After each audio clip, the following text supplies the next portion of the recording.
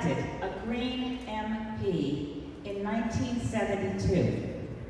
And that Green MP served his community until the early 90s. Because his name was Stan Darling. How many of you remember Stan?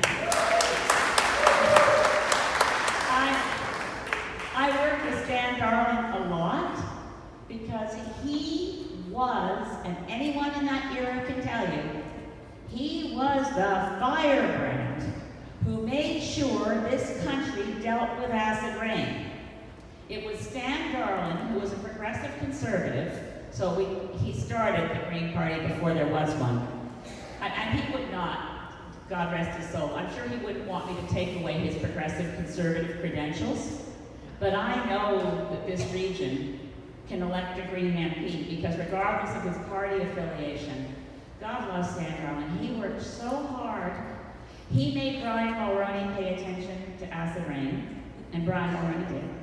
And I worked in that government as a senior policy advisor. I wasn't a member of the party, but I still have as a treasured thing wonderful pictures of Stan Darling holding my infant daughter at the Rio Earth Summit.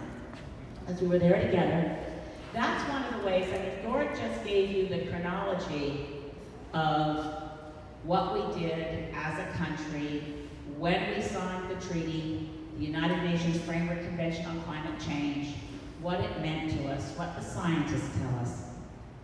But in my head, it's a family story. And it starts with me standing there holding my daughter, who was not yet 1 year old, and Stan holding my baby in his arms.